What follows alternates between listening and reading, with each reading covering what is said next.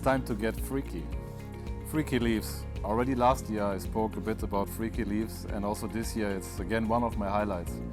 And it fills me with joy when I see that more and more growers, retailers and especially consumers are falling in love with our freaky leaves.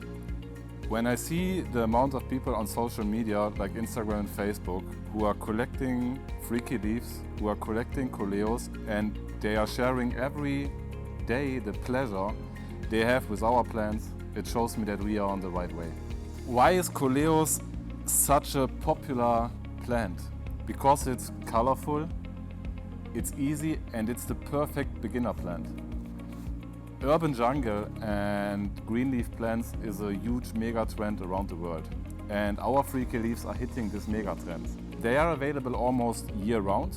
They are available, I would say, in every country on the world, and this is for me a huge success.